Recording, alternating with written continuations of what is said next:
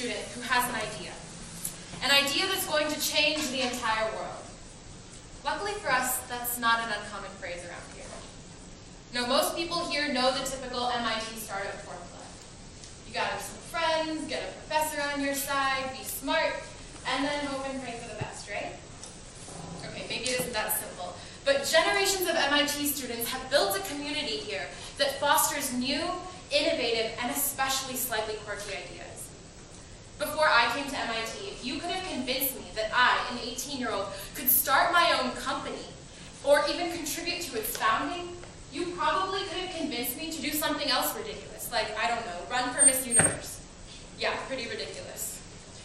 But having come here, I'm doing exactly that, like so many others. We, as I said, are lucky. But not everyone is this fortunate. Millions of people have ideas that could turn the world upside down. And to do that, to actually achieve that, the idea can't be traditional. It has to be quirky, eccentric, and at least a little bit insane.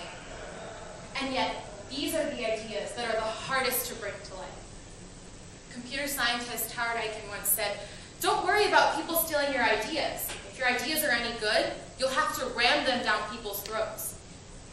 These scientists, doctors, engineers, entrepreneurs, activists have to work the hardest to bring their ideas to life, to produce the evidence and simply prove them wrong. Now, in literature and history, we depict valor in those who take unprecedented directions, who devote their entire lives to the revelation of their idea. Whether it's Atticus Finch in To Kill a Mockingbird, Lynn Margulis's controversial endosymbiotic theory, Steve Jobs and his disputed approach to running Apple, or yes, even Tim Tebow's silently defiant dream of becoming a starting quarterback in the NFL. We uphold these people as the role models of society, as the guidebooks of how to deal with adversity. And it seems that when you look back on them, that they never could have failed. That their persistence in and of itself made them successful, and that anyone who tried hard enough could make it. We don't always act that way, but we should. Now remember that statistically speaking, what I just said makes absolutely no sense. As our stereotypically rational institution knows, persistence may increase the odds of success, but it definitely doesn't erase the odds of failure, which lurks at every corner.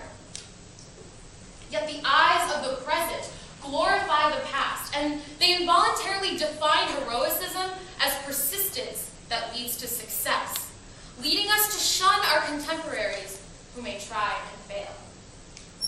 But what is the difference between those who persist and succeed and those who still persist and fail? Now, is there a difference between Mahatma Gandhi, who was revered in his lifetime, and Galileo and Socrates, who were shunned? Well, when we look at success stories, we know that they faced failure every day, but we also know the ending. And these people face failure every day without that assurance of success. And in fact, anyone who tries to prove conventional society wrong inherently faces that uncertainty. And anyone who fails today can become a Galileo of the past tomorrow. So where's the difference? Ladies and gentlemen, there isn't one. It is persistence in and of itself that makes a person worthy of respect. Because success without sweat is hardly a success at all, and a hard-earned failure is more valuable than an easy success. And what makes this persistence heroic and worthy of empathy, regardless of the outcome? It's the nature of humanity itself.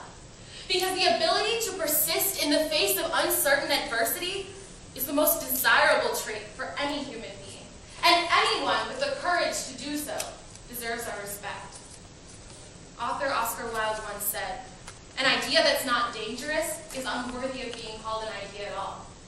So if an inherently dangerous idea calls for inherent uncertainty, then isn't this one of those few times when the path of failure is as honorable as that of success?